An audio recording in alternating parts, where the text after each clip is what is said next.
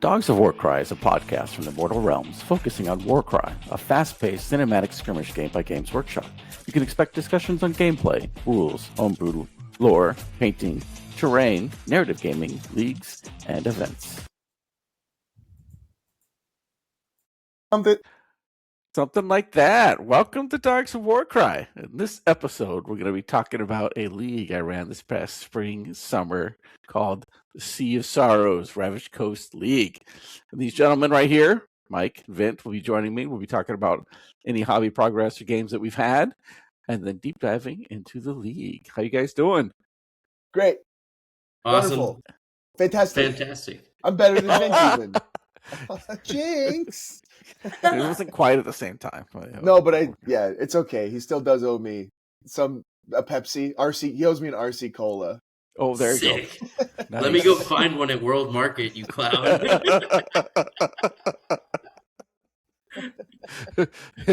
It's true. When I was growing up, that was always like, oh, we're on Crown Cola. Wow, these are rare. Is that what it's? I had no idea that's what it stands for. RC. I thought it was remote control. I thought it was for cars. Tastes like battery acid. So yeah, I was gonna say that you can use it to like glue your models back together if you dry it out enough. Like, a lot of people got mad when I put it in their gas tank. I thought it was fuel. So I don't. Yeah, explains a lot, I guess. All right, Royal Crown. Good Dogs to of know. Warcry proudly thanks their sponsor, Coca-Cola, for this episode. That's right. We haven't seen any money yet, but in name only are they our sponsors tonight. You say it often enough, maybe it will happen. Look, how awesome would that be? We say it often enough, hobby they shit. have to contact us. Whether it's a good contact or a bad contact, they're going to reach out. Cease and desist. Immediate. Yep. We're going to hear from them. You know who would, though? RC Cola and World Market. Mm-hmm. Head on down. This weekend, Christmas specials on RC Cola. Go on and get some. Your family will go, oh, they still make it, huh? RC Cola. Anyway, what's up, guys? I apologize to all of the loyal fans who have listened through all of my audio tribulations the past couple episodes. Came to my attention today. We're recording the day after the last episode came out, and I just became aware of it. So I am purchasing a real microphone so that I'm pretty sure I figured out where on my computer my microphone is. So I'm going to try and directly speak at it. So, if you're watching the YouTube version, you might get a little more than you want, but at least I'll be coming through crystal clear. No, but hopefully it's not too bad. I'm going to try to be a little more intentional. Again, just chin up whenever I speak, so hopefully it doesn't cut out a little bit. Lean forward. Again, that's right. Yeah. Was it forgetting Sarah Marshall? A little closer? Nope. Further away? Nope. Closer? Oh, nope.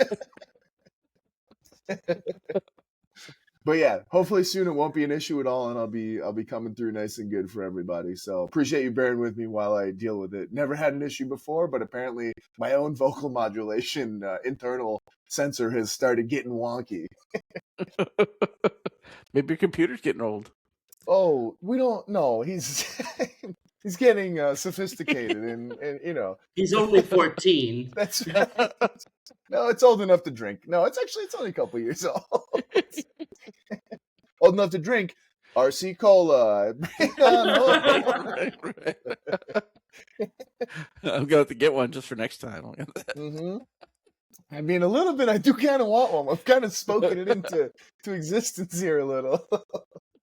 It's what the plants crave. That's crazy. The marketing is working. This is weird. I can taste it. I never realized I was a psyop for RC Cola, but man, it's even working on myself. It's that good. We'll just add some rum to it. Whatever. That's true. Oh, hey. Oh, baby. Oh, baby. That is really good. If you haven't done it, RC Cola and rum is actually very good.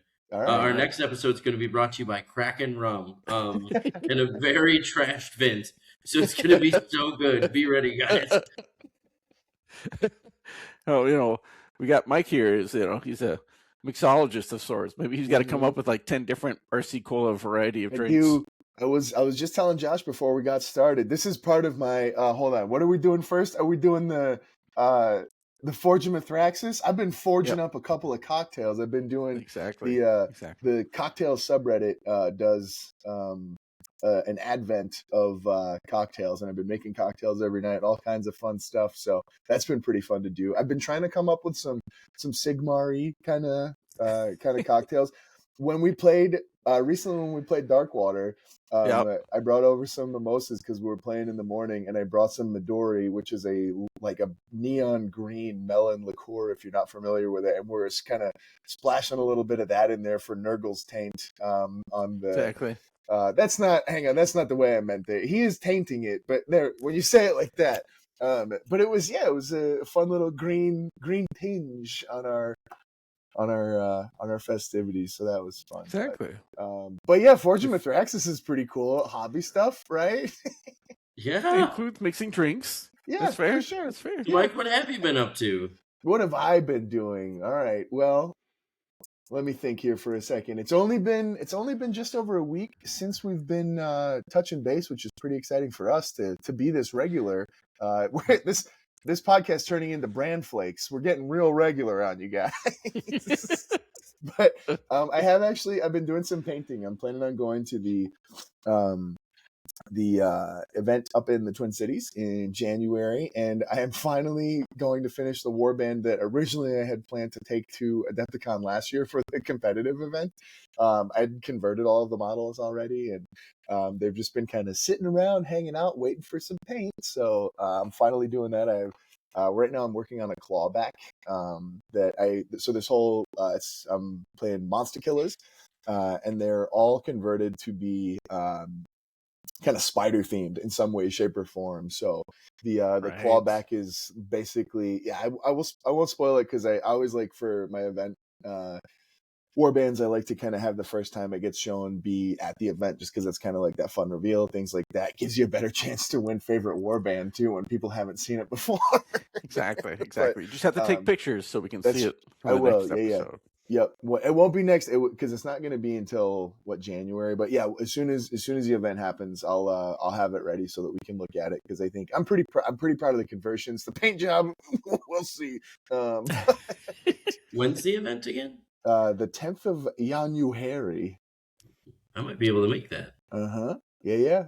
I think Alex is going and Ben is going, and I think there's already like 13 people signed up. So should be a pretty good crew rolling up there. But just been working on that, trying to get it going. My 3D printer did arrive, and I have not been able to unbox it yet just because I got too much stuff on my stuff. Right. Yeah, That's fair. I got to start clearing out some space. That's part of why I'm painting these bad boys, so that they can move off a shelf. But yeah, I got to make some space this weekend. I've been a little bit busy too. And maybe the cocktails are slowing my productivity down at night. But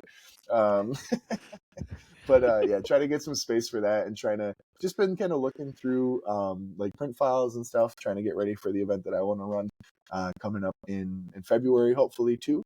So nothing too crazy, but definitely progress in the last week here for me, which is again paint on brush is good news. It's a lot of progress, actually. I mean, I got 40% of a model painted. How about that? Excellent. Grant, how about yourself? I have been painting Tau, lots and lots of Tau. I'm doing some stuff I want to try out for an Adepticon list, and if it's really bad, I'm just going to play demons. So that seems okay. Then I get to do, instead of like 60 little models, and this is probably why my workflow is bad in everything, but I was like, I could do 60 models. All right, over there. Sorry, my dog is laying under my desk, and he was chewing on something, and I still don't know what it was. Right. Stop. I'll find out later. I'm chewing, dude. What are you doing? Hold on. Give me a second. I'm going to go get him a toy real quick. So, but yeah, painting up some Tau. and that's been kind of a fun project.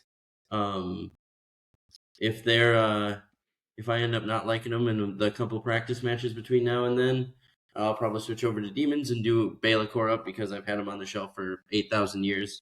I think I got him. I didn't get him the week he came out, but pretty close too. So I need to just paint him up and finish him up, and that'll be fun. Oh, he's back. Right? What was it? Sorry about that. Had to see a dog about a dog. No worries. Gotta check on things, especially when he's in your hobby area. There's nothing hobby related, but you'll know if he's chewed through a cord, and that's the biggest risk right now. Right? Yeah, if it goes out, if my microphone gets real quiet, that's why. Yeah, well, I haven't had as much progress as you guys in this last week. It's mainly been buying and wrapping presents. So it's been getting ready for the holidays. Honestly, no, I do think that counts. That's like pre-hobby, right? Because you've got to earn the good graces of their family by giving them a good Christmas to keep them busy, to shut them up for a couple of hours for a few weeks, right? And then you get on a few weeks. Yeah. I don't know, get them a puzzle or something. What are kids like these days? Yeah, it's fun because Ben likes the similar hobby, so That's it's fun true. to kind of get him stuff. I say, oh yeah, this would be great. Oh yeah, like that. He doesn't listen, right? What'd you get him? No, he's gonna. I can't tell him.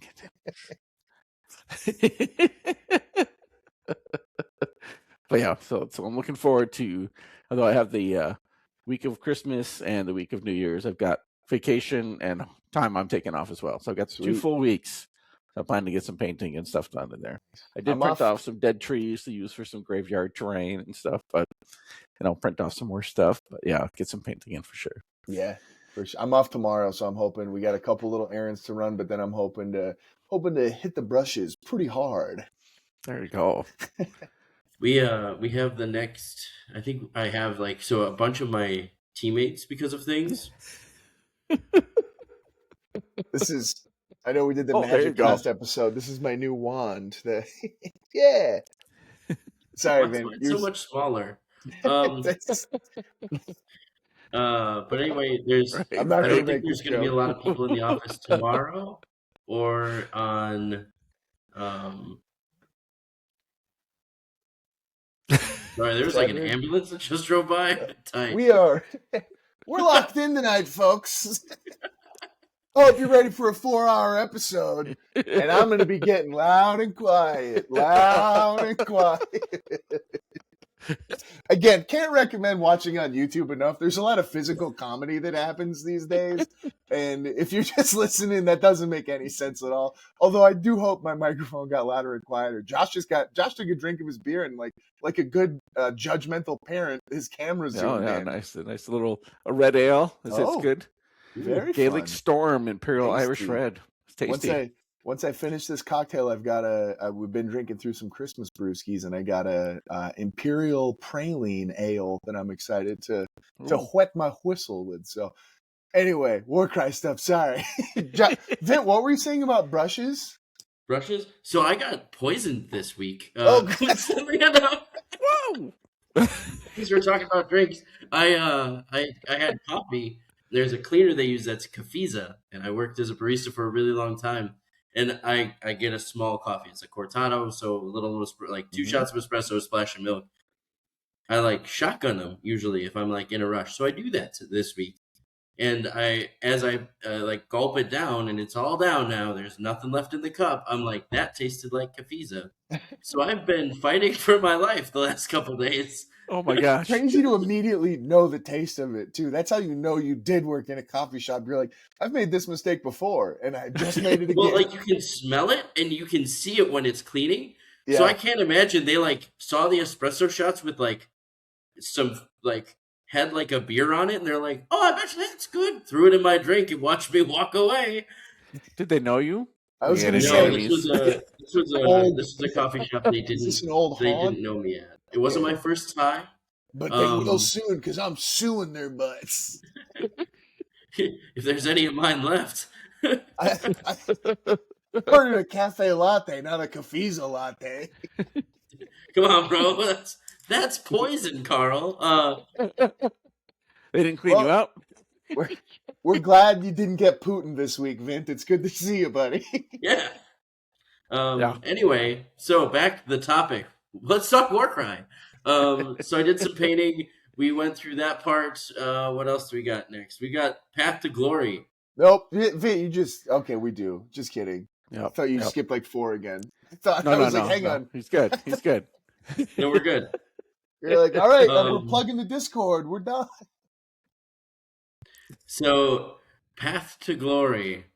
I actually have an event I'm prepping for. So a bunch of my Excellent. coworkers are off this week, like this coming week. So there's like, and we get some time off for the holidays, which is cool.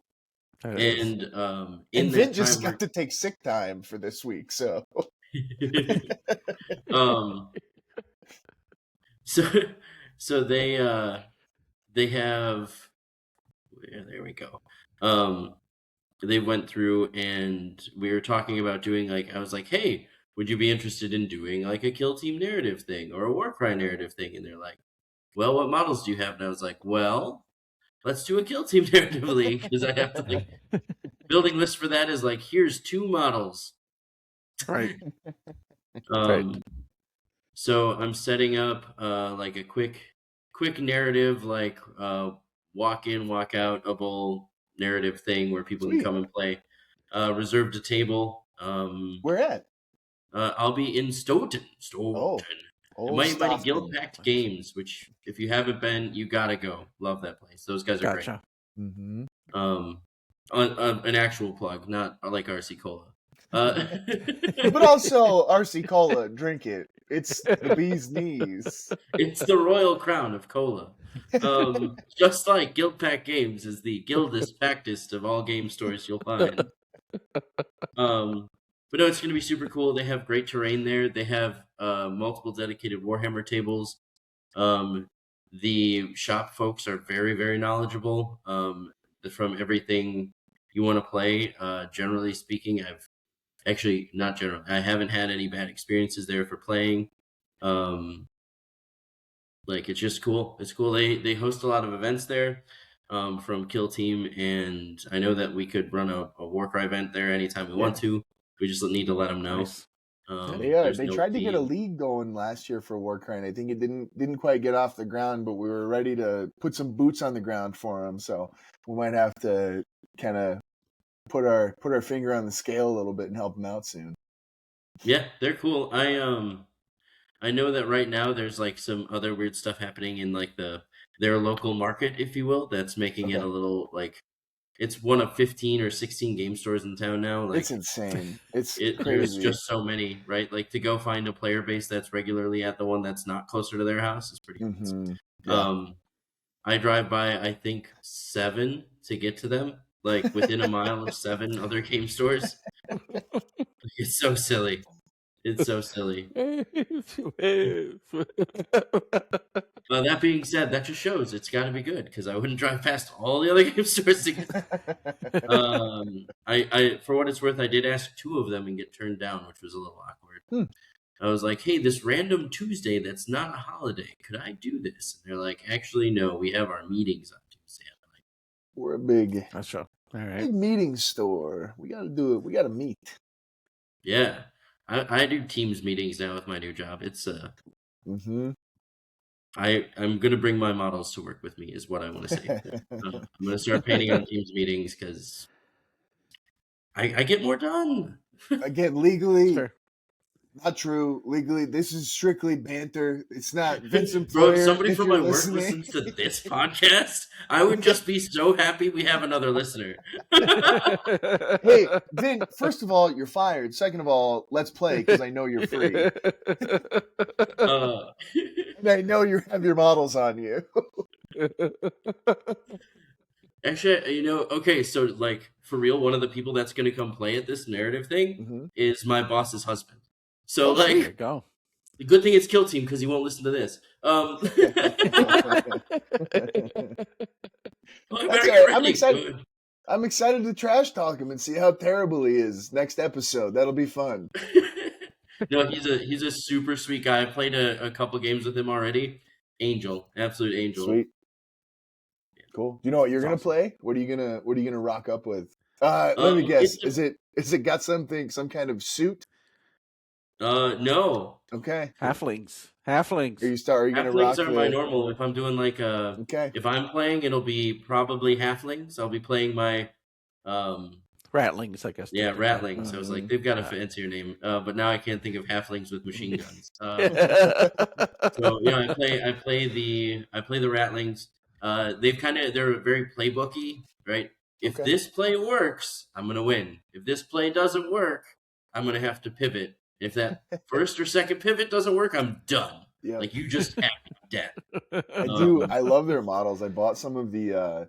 They had like a couple of dogs, and they had a couple of really good heads that I bought just bits for because they were. Yeah, that kit's really really cool. Have you found a way to work in the? I think it was last Christmas. I Give You My Heart. The very next day you gave it away. No, sorry. Last Christmas they had the ratlings, the guys cooking on the stove. Mm-hmm. Yep. Yeah. Yep. Have you found a way to incorporate that into the warband at all? No, he's too big. It's too Understandable. big of a model, sadly. Yeah, that's a bummer. Just has to be cheering on the sidelines, the morale station. Yeah, he's got the halftime oranges for the crew. He's ready to get it handed out. It's like super sad because I've played them almost exclusively for most of this edition of Kill Team, probably for about 8 months. Not a single one has paint on them, and I feel so stupid about it. See, you gotta let it wash away, Vince. Not every model's gonna get paint, buddy. Not every wheel gets crushing through batch painting towel, and I'm like, yeah. So my ratlings that sea battle once every couple weeks are they're naked and alone, probably afraid. I've got models that are like years old sitting on like my shelf next to me here, and a model I converted like 3 weeks ago is getting splashed with paint. It's the skeleton at the bottom of the pool meme, just like I've been forgotten and unloved. Yeah, sorry guys. So in this, one of the things I'm doing, right? We're still on topic-ish. Is I some of these people. It doesn't matter anymore.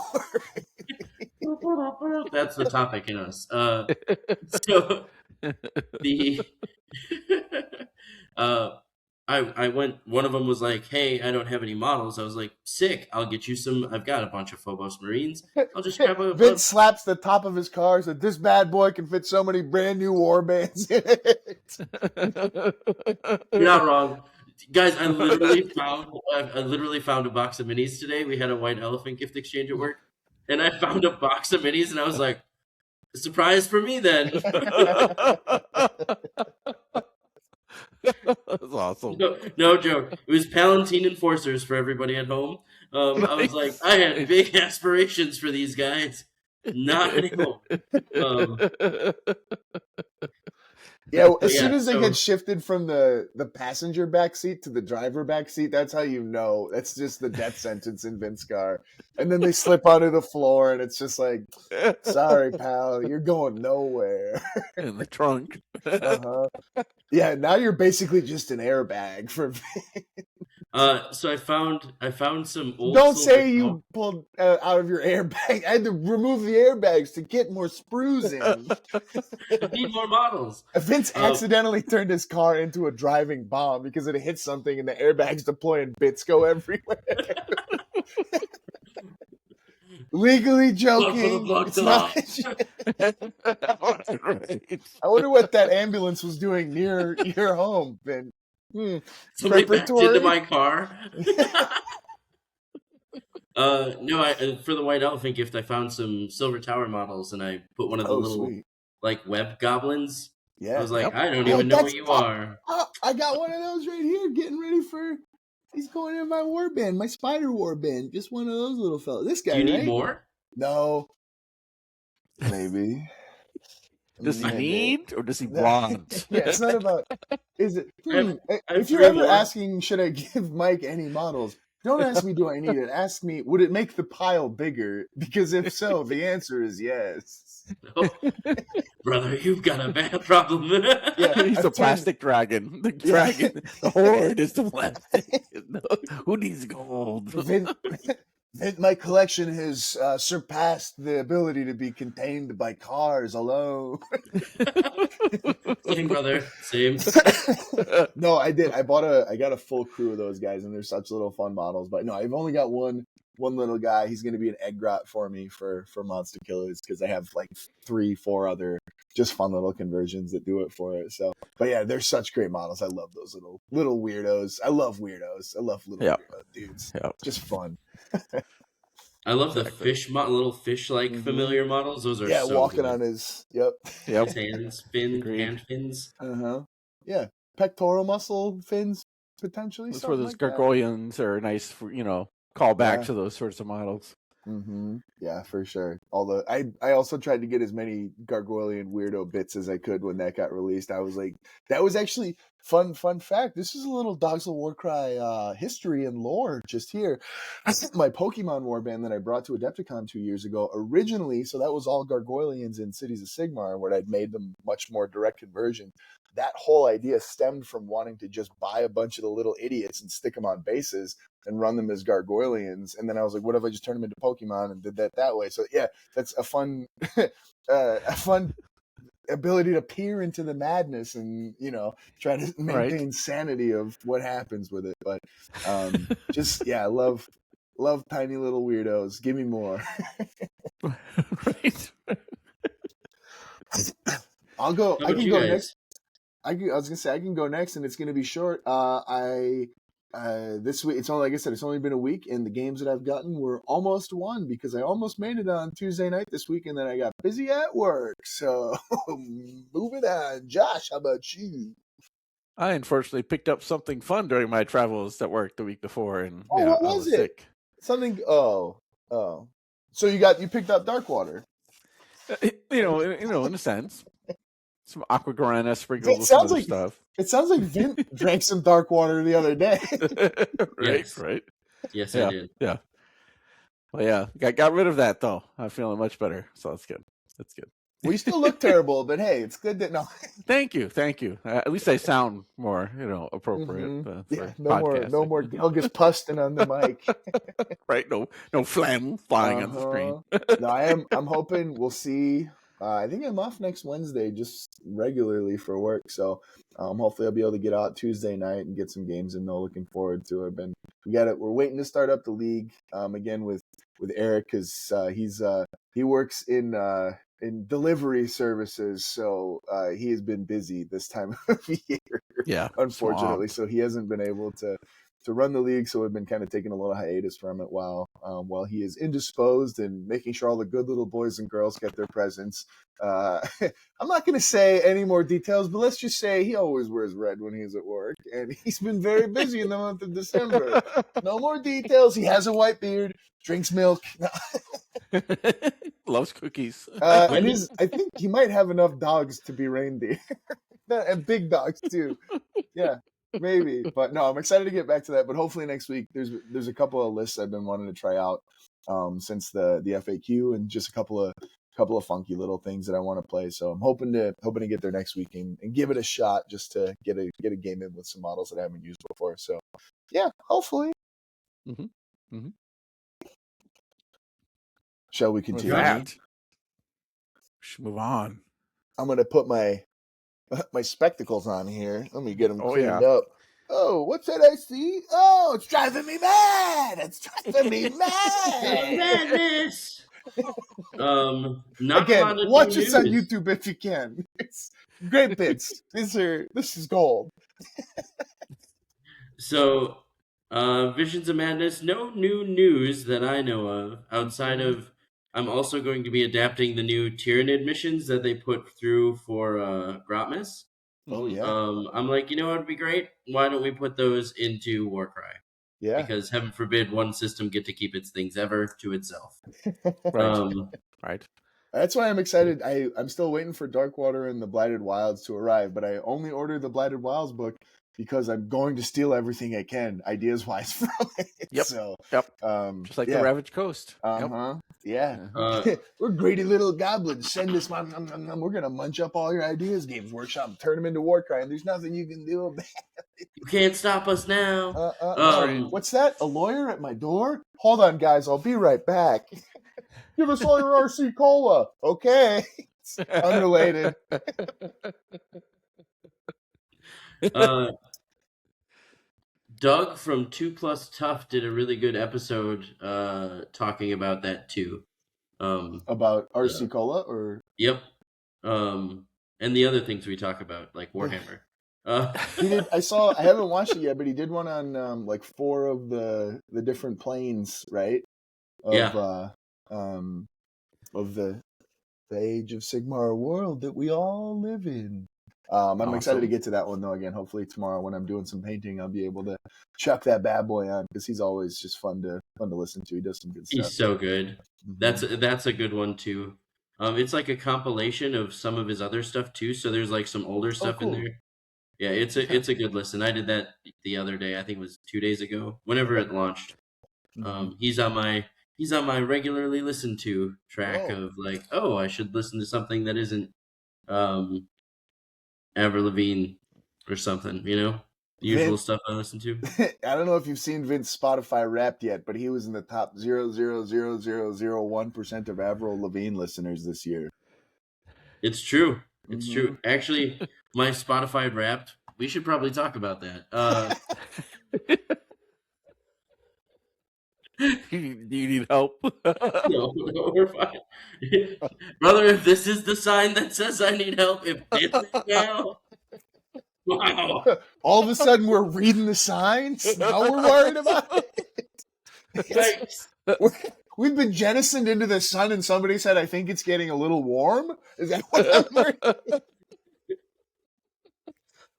This was your sign. Guys, is Spotify Wrapped? Clearly it was this. There were no other signs. It turns out there were some undiagnosed problems in here. Another fun thing, I was just talking to a buddy, Norman, friend of the channel, and he just started running events recently. He ran his first one. He's running an event up in, I'm pretty sure he's in the Vancouver area, running an event the same weekend, I think, that I'm hoping to run one. I think it was February 21st that he said. So if you're anywhere around there, go check it out. He's an awesome dude. And I think he was asking me about the life and death mission that I ran for Mortal Realms Con. So if you wanna check it out, I'm pretty biased, but it sounds like a great time, and the mission pack sounds amazing. So it's pretty mid. Dude, though. Yeah. No, it should be good though. If you're around there, I'm still long term. I want to try to visit all of the different the points of light that exist in the Warcry world and try to get to an event for many of them. So not yet. Maybe we'll see. I don't think I have any vacations planned 2026, so maybe I'll see if I can do that one up there. I got to get down to Kansas City to hang out with that crew at some point too. I know. We should do a field trip, guys. Yeah, for sure. Yeah, 14 hours in a car with the 3 of us. That sounds like it. We'll stream it. We should vlog it. Man, it's gonna be fun to have the channel taken down immediately. I think that'll be fun for everyone. All right. Any other visions of madness other than imagining that? Oh, you guys no. have done so well. Then we would be more familiar with the Spotify list. That's, man. Vint, it's all Raffy. What are you doing? Never.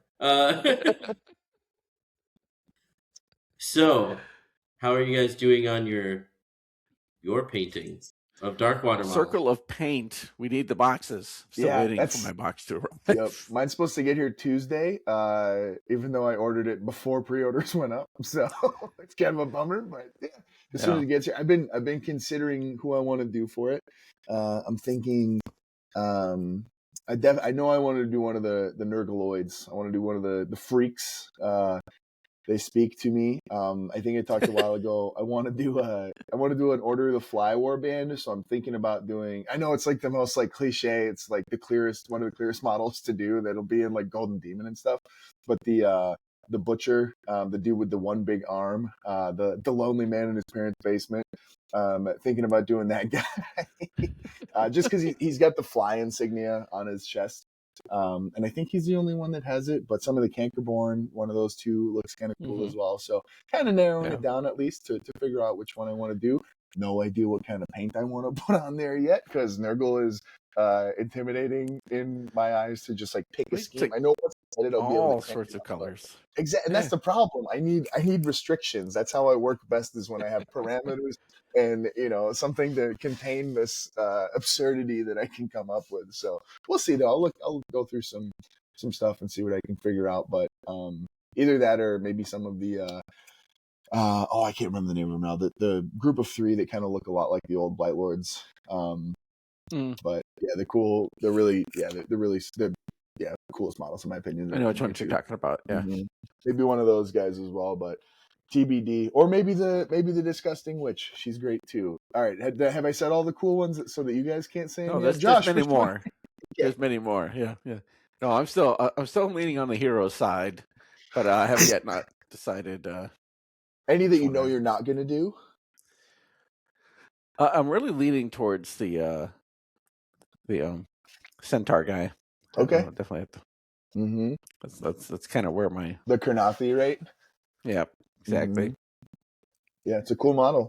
It's neat, right? Yeah. And I did get I got the other 3, so he'd be a good practice model for a theme and everything like that. So you have Scathe too, because there's 5 total now. I do. Yeah. So you could, rock the crew. Ben took him to Milwaukee, so he's supposed to bring him back. I have to remind him. Turns out Santa is a little bit of a quid pro quo guy, and if you, he's all about reciprocity. Bring those models back home if you want some presents, Ben. Right. What do you think of it?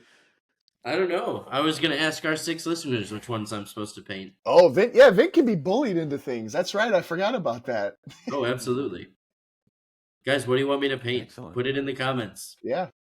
I think our other video had comments. Did we check those comments? I usually check comments. I check them. Yeah. I usually hop in there and talk mad trash. Like, why are you watching this garbage? These people are not worth your time. Don't do it. Yeah, this is. If you made it to the end, we're sorry. On Facebook and Reddit too. Wherever we post it, we can ask and say, "Hey, any opinions here on which model Vint should pick?" For sure. Well, or we just let it run, and we know who's watching then. And also when Vint paints all of them and he just chooses one, it turns out it was just an illusion of choice. It doesn't matter. And he still finishes first. Still finish first. Yeah. I don't even own a box. No, probably not going to buy one. Joke's on you guys. I'm going to do. So Vint is in the lead. Josh and I are waiting for our boxes. Vint has no intention of getting it, and somehow Vint is miles ahead.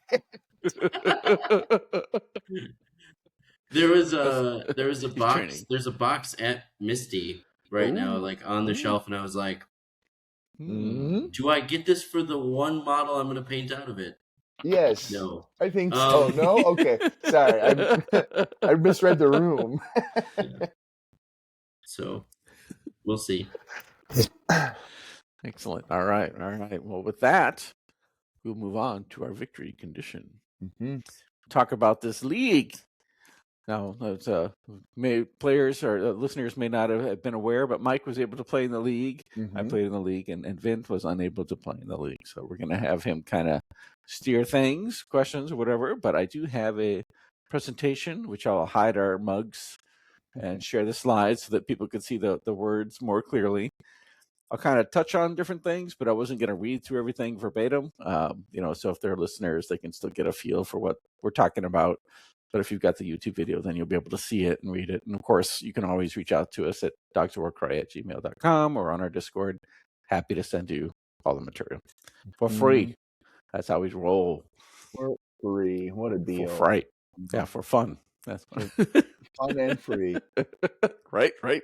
Just like us. All right, so now we will bust this out. We'll get done. We'll start sharing. We're gonna go full screen here ish. Whoa. Here Soon. it comes. Yep. Hold on tight. It's happening. I can feel it. What's happening to my body? Here it goes. Oh, whoa, big Vin. I always love when we do You see big that shit? Vin. I was like, and I'm It's All a right, fun little fellas. joke that Josh and I have planned in the background every time, Vin. Wouldn't it be funny to make Vint the big one for once? Now, wait a minute here. I'm supposed to be. I'm huge. Sorry. Technical difficulties. I gotta change the layout. Run it back. First. Run it back. Whoa, Now it's Big just- Josh. Whoa, just Josh. All right, now we see. Oh, technical difficulties. I'm not getting enough screen time. Yikes. Boo. Phew. Thought I was going to have my face on that, King. God. Had to Well, put Still the not pants showing on the for full a screen, second. is it? No. Close I can enough. never tell. You can never tell. I never know what I'm looking at here. The difference between when we record and what it looks like when it's live. All right. Well, sorry, listeners. You gotta watch while we navigate through these. Hey, have you guys ever seen a Neanderthal try to work a computer? Welcome to the Dogs of Warcry Warcast. I meant for all of it. Oh, it's Big Josh again. That's crazy. You say his name 3 times and he shows up on camera. All right, then. Okay. Maybe we will try.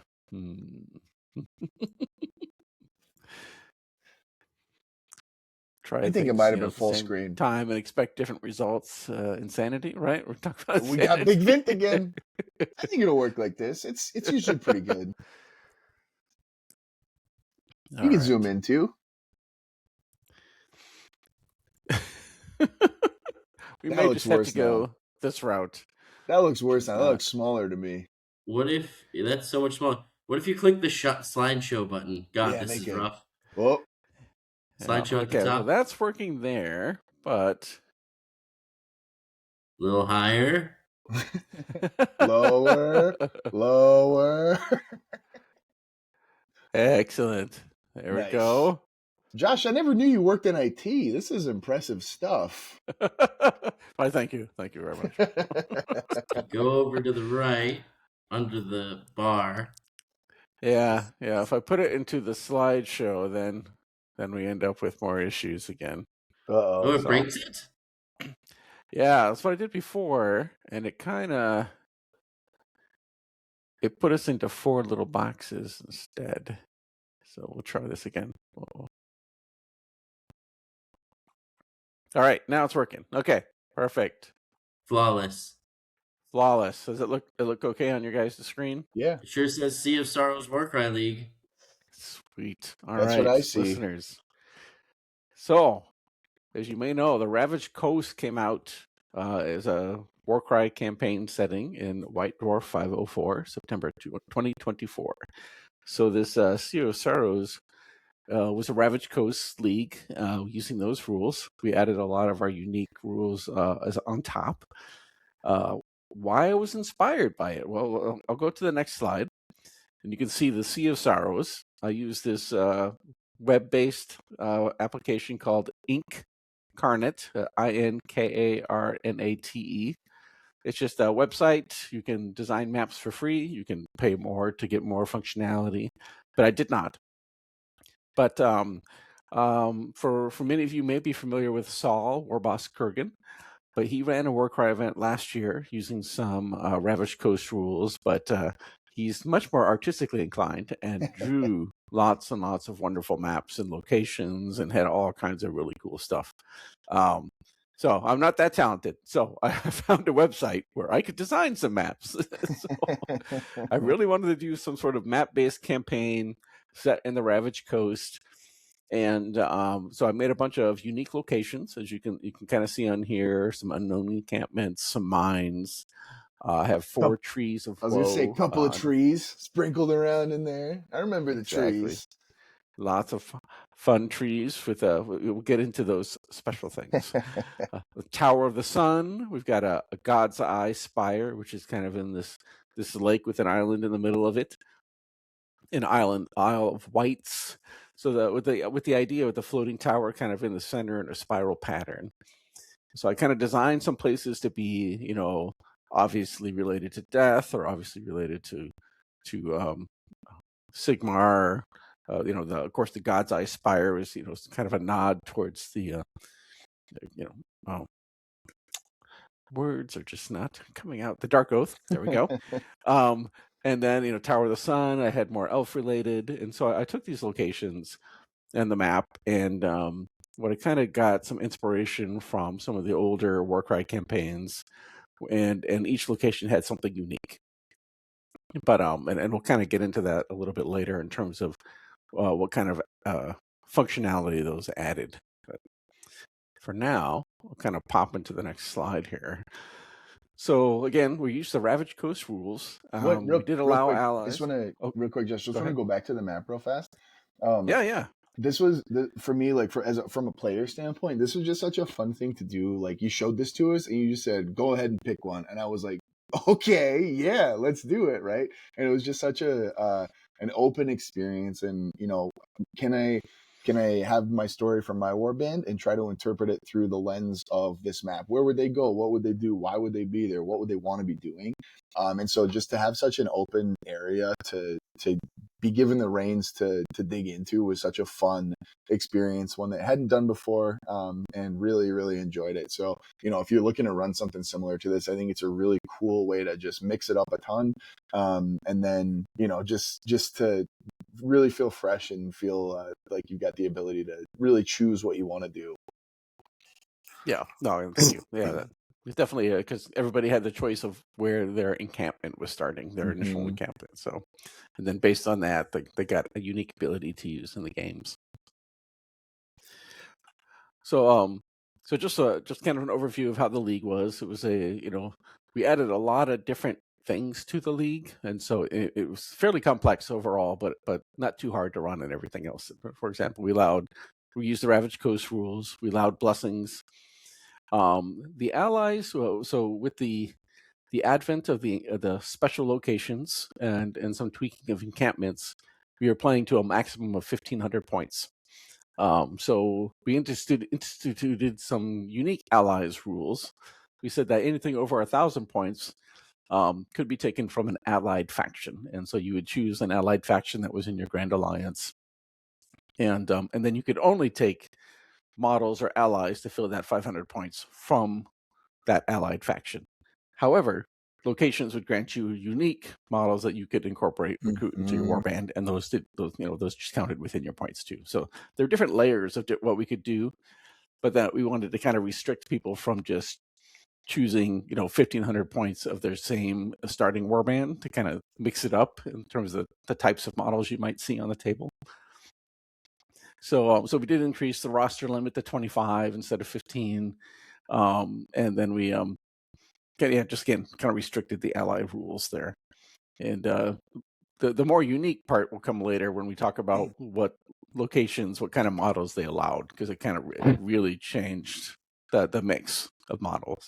And again, just for this one, I think from the experience side of playing in it, this was really cool just because it was such a relatively light touch to what we're doing, right? Like, this isn't an overly complex additional rule to add to a campaign, but it really did add a lot of intentionality to creating war bands and things like that. For me, like thinking about it and not just going like, all right, what do I normally do, or what's something that just makes sense in this war band. It opened up the doors for possibilities and just made me think differently about, okay, if oftentimes we're thinking about an ally as just like one thing. Well, this isn't just one thing, right? Like, if you're looking at it from a whole faction, you're not just going to be thinking about one dude. It's like, all right, if I can only ever take stuff from this faction, I might not take the best thing that I can add in here. I might want to look at a couple of different things that I want to that are going to be a good combination, or just a good pairing, or I need if my first thing that I choose is going to be like 100% effective and fun, I don't want my second thing to be 10% effective and fun. So maybe I take 270% or something like that to, and again, so just it creates different choices And for me, that's the whole reason why I'm playing, right? I want to make choices about in game, out of game, all that kind of stuff. And this was just a really, really simple and elegant way to add some really compelling and interesting choices to the game. Yeah, and a little spoilerish, but the way the locations worked is that once you dominated a location, you could take a certain type of recruited model from there, and so you could be playing Stormcast, and you could recruit a death model of some type or an elf model of some type, and so it really opened it up in terms of a non-balanced way of incorporating models or abilities from completely different factions that you would never have a normal access to. Yeah. So some interesting combinations are starting to kind of come out, but For sure. the summer was a little tricky to get everybody out there in a regular basis. So I don't think we saw the full potential of what that crazy could be, which maybe that's a good thing. Right. Well, no, but I think it makes it exciting because we could dip back in too, right?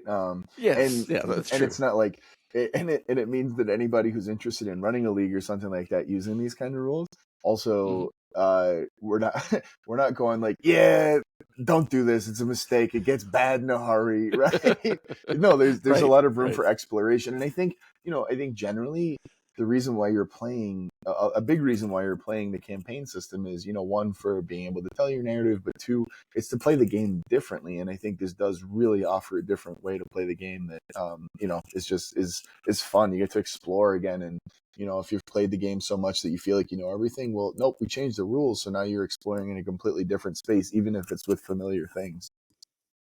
Yeah, and then how do you lean to it narratively? Like, why is this happening? Why do you have these models? Yeah, flex your creativity muscles, and you got to, okay, well, the numbers crunch to say this, but you got to tell the story about why is it interacting that way. Yeah. So so additional rules that we added is, as many people who have played a narrative league for a long period of time will, you tend to get substantial differences between those in the who have played more games than other people in terms of just the number of artifacts, number of heroes or allies, and other things like that. So this is just a extended list of the underdog benefit that's in the rule book. Difference of 1 or 2, you gain a wild die plus 1 glory at the end of the game. And so you kind of just, because we knew we were going up to 1,500 points, that the difference in reputation between the warbands could be greater. And so we added some additional things where there's a difference of 3, the underdog chooses the victory condition from 3 choices, a difference of 4. And again, this is the underdog chooses everything in 1, 2, 3, 4, and all the way down to 6+. So the difference of 4, the underdog would choose a deployment card from 3 choices. Players still for color. They would also choose the victory condition from 3 choices, still get a bonus wild die, still get +1 glory at the end of the game. There was a difference of 5 up. The underdog got everything above, as well as choosing the deployment color, and they get +2 at the end of the game. And the difference of 6+, we narrowed it down that you get everything above, except for the underdog, as the attacker automatically gets to choose one of the following victory conditions: assassinate or isolated. And the underdog chooses a twist card from 3 choices. So we tried to really make it narratively like, okay, if the underdog and this more powerful warband are fighting, the underdog would not typically choose to do that without having some sort of advantage. And so we just tried to make it more interesting if there was a larger disparity between the 2 different warbands. And I think I had one game with Eric where it actually came into play, and he got to choose victory conditions from 3 different choices, and then we played our game. But other than that, I don't think people didn't get too large of a disparity between warbands. Yeah, but I think it's set up that it could accommodate a lot of pretty significant disparities, which is cool to have that opportunity for sure. Yeah, and at least allows a chance, which is what you're looking for. You want a good game, you want some story behind it, but you want the underdog to have a chance and not feel like they're just walking into a slaughterhouse. Yeah, and I mean, and this is something I think what we got together, was it like it was probably almost 2 full years ago now, when we were looking at it like, how do we try to tether the game a little bit, because the wild dice just wasn't cutting it. And so I think this is kind of a result of a lot of different iterations, plus a lot of ideas you've kind of added in here as well, to try to bring that gap a little bit closer, so that you can not feel like you're just fighting uphill as the less experienced warband, essentially. Right, exactly. Because the narrative, especially with some of the more major artifacts, it can get skewed quite a bit. Yes, there's a couple that'll twist the game a little. So our next slide here just talks about the Emberstone mechanics, and we've talked about this before. We actually included a lot of this in our Adepticon narrative event, where we get to start with 3 Emberstone during a game. You get to get one at the end of every battle round, allowing you to use them for rerolls, allowing to force your opponent to reroll, allowing to change your ability dice values, negate injuries in the aftermath phase. We're using them to help you advance a quest. Like there's some quests where you gain points, and it can take you multiple rounds depending on whether you succeeded and what you needed to do for that particular quest. So this just kind of helped you get a little bit farther.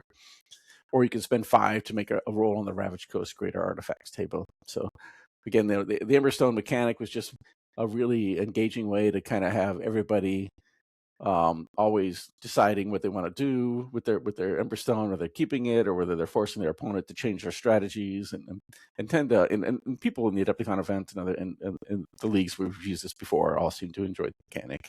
Mm-hmm.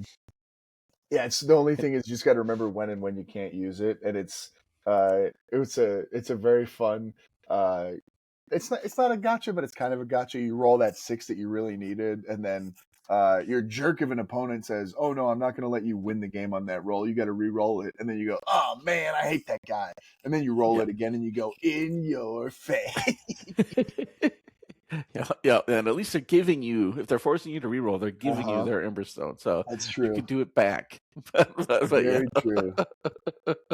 But yes, it does make more swingy type games because you never know if you're going to get to keep what you had there. Mm-hmm. This next slide just talks about the encampments. So the encampments they're interesting, but they're not always particularly effective in our experience in our narrative leagues, in our games, because you don't necessarily get them quickly enough. And in the normal rule set, you can lose them really rapidly. So we made some changes to that. So we said instead of rolling 2 dice at the end of a game, you only roll 1 for an encampment check. And a 1 would decrease the security as normal, but if you had a 6, it would increase the security. So that way you can also spend 5 glory to increase the security of your encampment by 1. That way people didn't if they rolled a 1, it was insecure. And the next time they rolled another 1, they would lose it. In this case, they could work for it, spend some glory, make it more secure. And we also removed the fact that you had to roll for encampments the turn that you got them, because based on the sequence of events and the narrative campaigns, it felt like you were supposed to roll and you might lose it immediately after you got it, which kind of sucks. Vint did it one time. He got an encampment. He beat me in the mission, and it wasn't just like a roll for it one. It was he did the mission. We fought over it, and then immediately rolled double 1 and was like, "Well, that was fun." Yep, exactly. And there's some of those faction-specific encampments, and they're really hard to get, and then you would lose it right away. So people just wouldn't do them. So great, awesome, exactly. Love this. Great. Spent that time for nothing, right? Exactly. At least it only took me 5 games to get to this point. Right. So we tried to make it more less penalizing to have an encampment, and one other aspect of that was people not being able to you roll on the artifacts table. There's a chance that you find an encampment, and that if you have enough glory, then you can get it. But that's not always the case. Sometimes you're just getting minor artifacts, and sometimes you never roll above 45, so you never get a chance for an encampment. So we wanted to make that more available. Excuse me. To do that, I introduced a bonus quest where you could search for an encampment.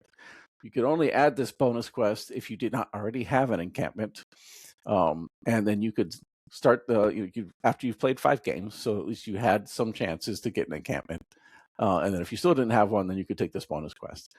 You could voluntarily abandon an encampment that you didn't like or had for a little bit, and then you could just spend glory to get one of the encampments that were in the Ravaged Coast campaign setting. So you could spend 10 glory for the 2 minor ones, the Wrecked Hulk and the Smuggler's Cove. You spend 20 glory for the Light Glass Tower or the Plunging Tide Pool. And then, and for this particular league, we introduced a mechanic where you could spend 10 glory to add 50 points to your encampment limit, so that you could essentially get an encampment and just keep it for the duration of the league. You would just spend additional glory on it to improve it to get yourself up to 1,400 points. To get up to the 1,500 points, you would have to dominate 2 territories on the map, having a camp there, and then you could have 1,500 points total. And just for people who may have used the Ravaged Coast campaign setting, I never found a description for the Smuggler's Cove. So I came up with one.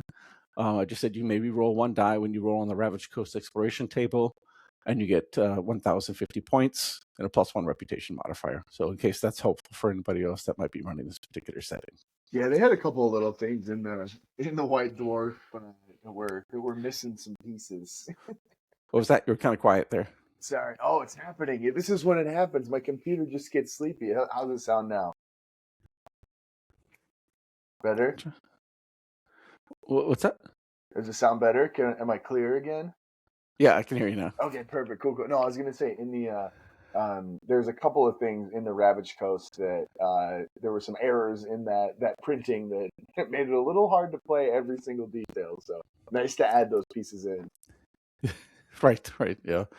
And one thing I forgot to mention is with the Ravaged Coast tables, with the artifacts, they're all corrupted, and you had to either purify it or not. But otherwise, any model holding a corrupted artifact would have to roll, I think it was twice on the injury table. So we reduced that to 1 to make it less penalizing. But still interesting to have a corrupted artifact. So this next slide is a lot more complicated. And I have an Excel sheet with all this information in it. It's essentially, it describes all the locations that are on the map. So for example, it talks about a tree of woe. There are 4 different trees of woe, north, south, east, and west. They all had different occupation effects. So if you were camped there for a turn, for example, we'll do Tree of Woe North. 1 model in your warband could ignore an injury roll in the aftermath phase. A fairly minor ability.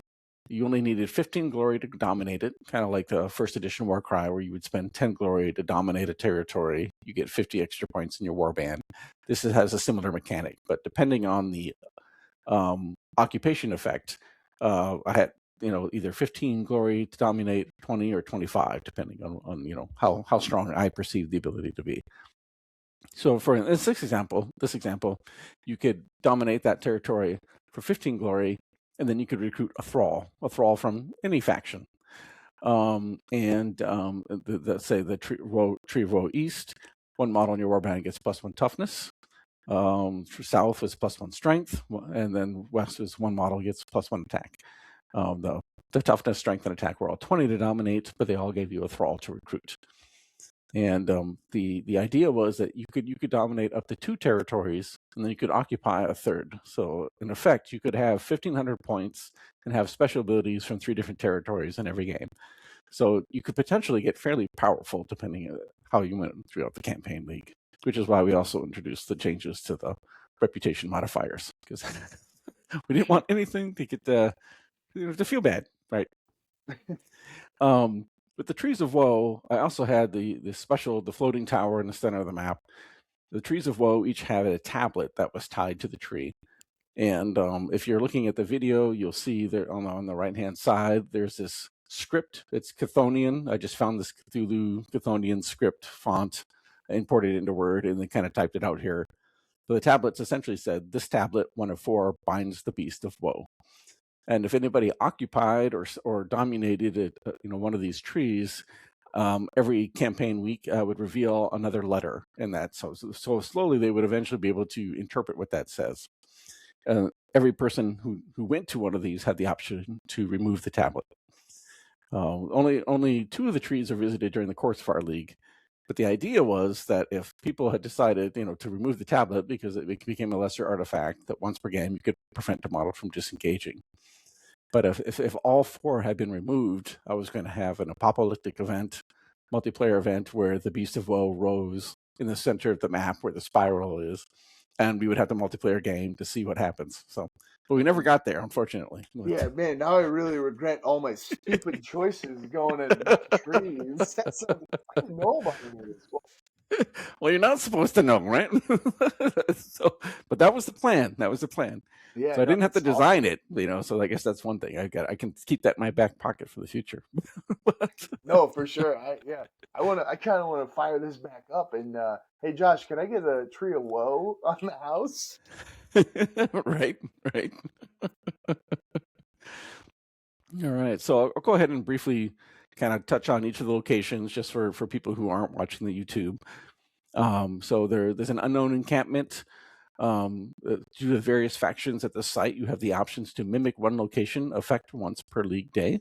So you could mimic the effect of one of the other locations that your warband had visited.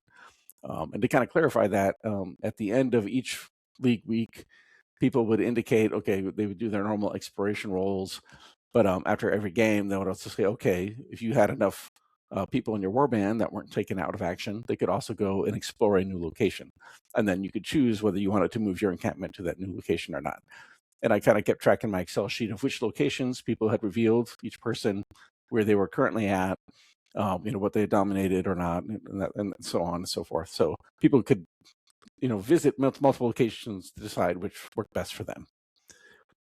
And for the unknown encampment, since it was kind of a mixture of different factions, you needed 25 glory to dominate it, but you could recruit any model from any faction.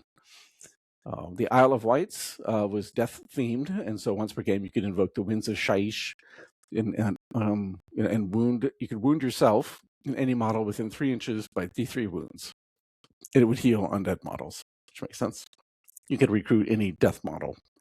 The God's Eye Spire, again, was focused on Dark Oath. Once per game, you could call down you can call on the Dark Oath on a 2+, 2 up on a roll. One enemy model more than 4 inches from any allied models takes D6 wounds. You could recruit any Chaos model. The mine location had a question marks. This was mushrooms. You could gain several different mushrooms that give you a variety of abilities. Again, this is kind of the destruction goblin themed. You could recruit destruction models. Port Wayland was an order themed port. Once per game, you could call down a sniper shot on a 2+, 1 enemy model not in cover. Could take D6 wounds. You could recruit order models. The floating tower in the center of the map. You would draw 3 random twists before your game. If one was a weather twist, you could put it into play, but it would not affect your warband. And you could recruit any wizard model. The abandoned mine had various minerals. One model in your warband could upgrade their weapon as follows. You could increase the range, the attack, the strength, or the damage, hits and crits by 1. And in this one, you could recruit any Dwarden model. The Tower of the Sun, once per game, you could invoke the sun and heal itself in any model within 3 inches, D3 wounds. It would wound undead models. And this one, you could recruit elves or Seraphon. The Emberstone Mine would give you D3 Emberstone, and again, you could record Dwarden. Haldash and Tyrol, Kronsky were human-based settlements, so you could recruit any human model. Tyrol, you could also recruit a death model. But it would give you additional rolls on the lesser artifact table or exploration table. And Kronsky, you could, once per game, one model could heal D6 wounds.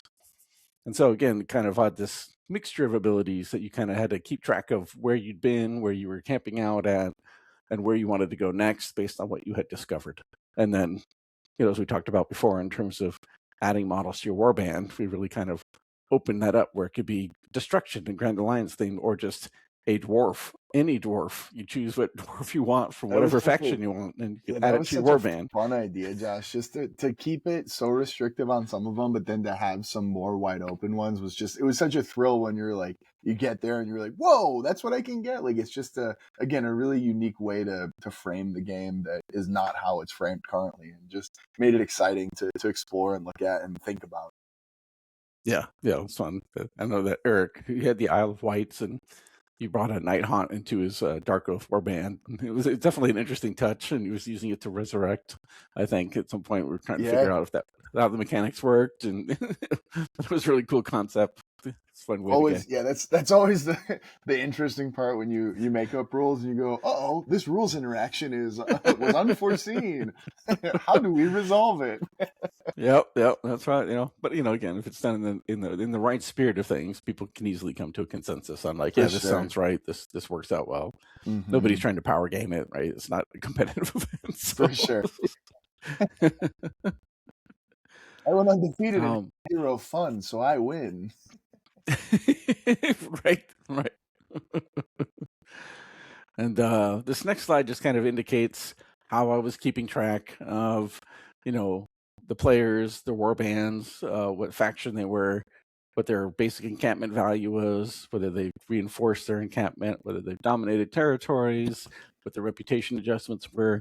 Just kind of the back end on the GM side of how I kind of kept track of that, so I could let people know each week, okay, this is where everybody's at in terms of points and reputation. These are the players, and then kind of go to the last slide here, which shows the map after weeks of campaign play. You can see the markers for all the players. You can see the triangles to represent their encampments, where they dominated, where they're currently visiting is the check mark, and where they kind of bounced around the map every week. So I would use paint and some of the things where I would take the map and I would remove the check mark from the previous week, move it to wherever it might have moved, but the encampments would stay there. And so a little bit of bookkeeping on my end, but it was a kind of a fun activity to find out where everybody was, and then updating the map and sharing that on a weekly basis so everybody knew where everybody had moved to and what they were up to. So yeah, it was fun to see where people were shifting around to as well. It's kind of, and again, you can kind of add a layer of narrative to that. Be like, why is Josh coming close to me? No way. Let's fight next week and I'm going to kill his guts out. All right, especially if you know what that location does, you're like, uh-oh, yeah, he's going to have access to these abilities. Yep, that's right. What is he going to take? I'm coming in. It's going to belong to me soon, pal. Stepdad's here. Exactly. But yes, it was a lot of fun. I enjoyed it. I think there's a lot of fun opportunity available for that. Looks like Vin disappeared. Uh-oh. He said he was grabbing water and then he'd be right back. Fool, you've been revealed.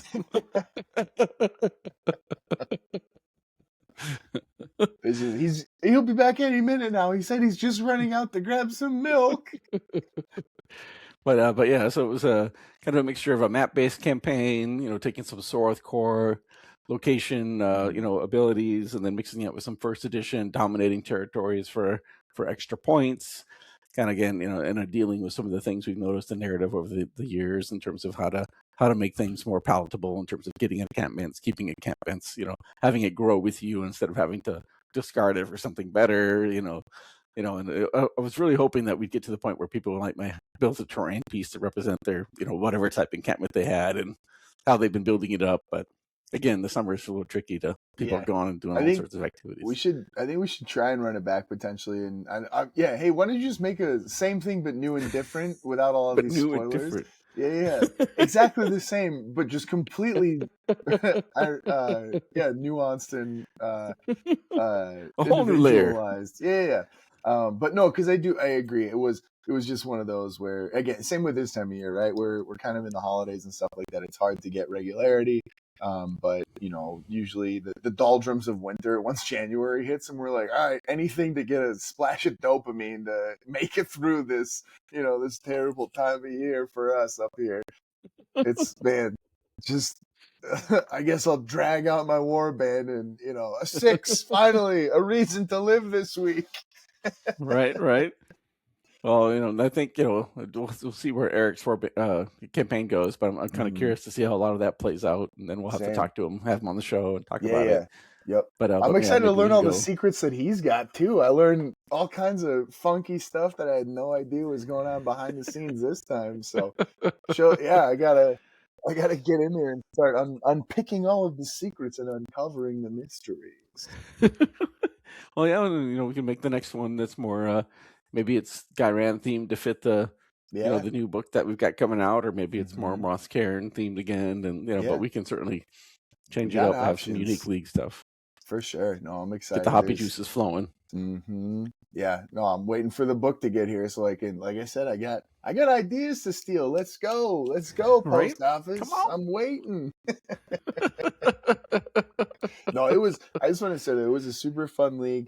And it was exciting every week. And I think sometimes when it reminded me of when we first started doing campaigns in second edition, where I would come home and I would be like excited to like look at like my builds and like, all right, what do I want my leader to get? What do I want to go for? What quest do I want to go on next? And it just had that like I said, I think the exploration is a lot of what you're looking for, and these like unique experiences in a game that we're very familiar with at this point, right? We've played out so many games, so many missions, so many models, and so it starts to feel not rote necessarily, but like it does feel familiar in a way that isn't exciting. And then so doing stuff like this is exciting again, right? It's just like, oh man, this is a really it's such a breath of fresh air, and it's such a unique take on what we're doing that it feels like, again, it's the reframing of it. I'm using all of these really familiar things. I know what all these models are. I know what all of these profiles are. I've never had them interact like this before. And so it changes it up in a way that it lets you think differently, and it makes it feel really, really, fresh and unique. And then the stories that you get from it too are just really neat. And like, just the creativity, and the same with Eric's one that we're doing right now. It's really cool to see his ideas. And this one, it was so cool to see your ideas. And again, not see mad that I didn't get to see the execution of them. I liked all the stuff that I got to see. And now I know that I was just sitting on top of that iceberg, just hanging out like, man, this is a pretty big iceberg up here, not knowing that there was a literal woe monster hanging out, waiting for me to jump in the water. Underneath. Yeah. Bring me out. Yeah, so but again, stuff like that, like I think surprises are in these like good surprises or interesting surprises, not necessarily like gotcha surprises and stuff like that, are so compelling and so motivating. And again, it keeps it fresh. And for a group like us, where we do literally play like every single week, basically, we meet every week, and so we've gotten a lot of games, and it's stuff like this that keeps us wanting to come back and rock with it, because it's just such a it just feels good, and it's fun to play. That's why we're here. We're here to have fun. So exactly. I appreciate all the work you put into it, Josh. It was awesome. And again, this was enlightening, and in a way that I'm mad about, but also very happy about. I feel like I'm watching the episode myself this time with all those encampments and ideas that you had. So thanks, man, for putting it on. It was a great time, and I had a blast, and looking forward to the next one that I know you've almost got ready for. The new incarnation. Right. Yeah, no, that was one of the nice things about the Toma Champions we used to get for first edition, is that would introduce a lot of new stuff. People are like, oh yeah, let's do it. And we haven't had that in a while. So these are fun ways to like you said, change up the scene, try something new. And one thing I forgot to mention is we actually kicked off the league with a multiplayer ship battle. Oh, I forgot about that. I borrowed a lot of the stuff from the Nova folks, because they run an awesome, AOS Warcry ship game, and it translated okay to our scale. It was I really needed to tweak more, but we didn't know what we needed to tweak until we tried it out. It was still a lot of fun. Yeah, theirs is pretty out there, and to adopt it from I'm trying to think, because I played it 2 years ago, to go from literally the whole floor of a convention center. You've got like a 100-foot long floor by like 40 feet wide, and you're playing with models, 3 Warcry boards. Yeah, it requires 2 people to lift and move a ship whenever you want to do something. Like, the scale is a little different when you put it on a tabletop again. So right. And we figured it out as we went through, and it made for a great time. That was really fun. Everybody had their own unique ships that people were playing with, and just trying to use some of those unusual rules that come with the Man of Warcry stuff that they've done, and then picking someone to hate. That's what a multiplayer game is all about. Pick your enemy. And there was lots of pairing off. It was good, though. Yeah, it was. A lot of ships just said, it felt like not a middle school dance, because there's no dancing. It felt like a very proper dance scene from like I don't know, Bridgerton, is that that's a show, right? That's an old Yeah, English it's a show of some sort. Can't be my partner this evening, Right. and then it was just let's fight each other's faces in. And... Right. Yeah, definitely. And I definitely would hope to have more of those multiplayer ship battles throughout the league. But we ended up just having more games. People were busy and not so many multiplayer events this time. But definitely, they're so in the fun future. when we do them, though. Yeah, I think they're such a. It's exciting knowing there's one coming up and just like seeing what people, because we've done some out there ones, right? Like the ship one is super unique. We did the one when Zach ran that league when everybody caught on fire and then the fire would spread. It was just like, what's happening? It's crazy. And like, it's just, there's so many cool ideas that people come up with. And, it's just fun sharing that together and having people put those ideas out there and just, again, having those novel, unique experiences. We did the one with Ian that was, I shoved an orb that I've been holding for weeks up the cloaca of a Seraphon beast. And, and it was part of the story and everybody benefited except for the Seraphon. But, things like that, right? Just these really, really memorable things that, that's why we play, again, to have fun and to enjoy each other's company. And, just always appreciate anybody who's putting that effort into either run events or come up with new things, that kind of stuff. And I always love reading the ideas that people have because there's so many cool ones out there. So again, appreciate you putting all the effort and work in, and hurry up and do the next one. right. Let's see what you got in February. Yeah, that's a one-day event. See, I've taken myself out of the responsibility of having to do weekly parenting for the group, and I do it semi-monthly. Right. No, I do have some. I got 2 events that I have planned that I think will be fun. And I guess we could honestly, some of these we could just run them for the league as well. That's not a bad idea. I could just pivot and do some really funky stuff. So maybe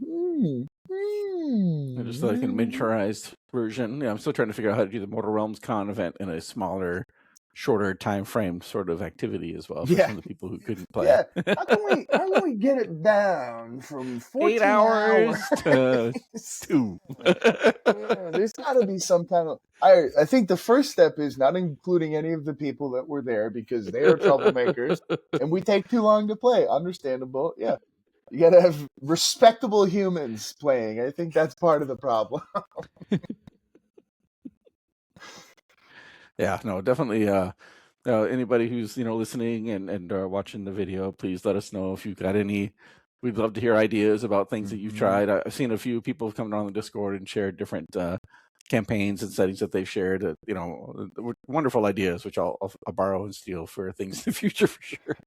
But please, again, let us know if you'd like any of it. I'm happy to send the material. Of course, use the information, make up your own stuff. Feel motivated to go out there and try something new and different, and people appreciate it for sure. Yeah, absolutely, 100%. Well, I don't know if we're getting Vint back. He may have he traveled far for that water, but hang on. If you zoom in, I think you can see he's trapped in that water bubble in the background there. It's a magic spell.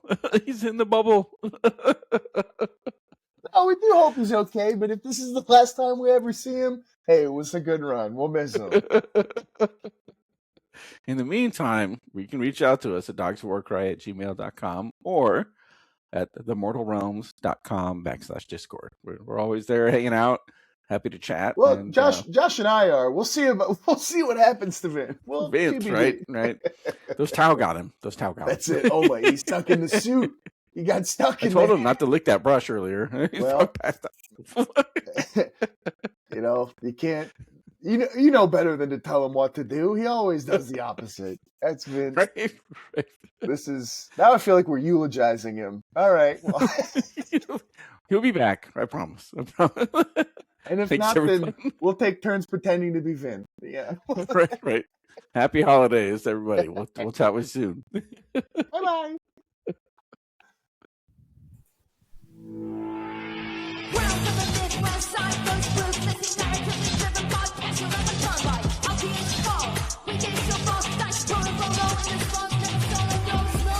Dogs of Warcry.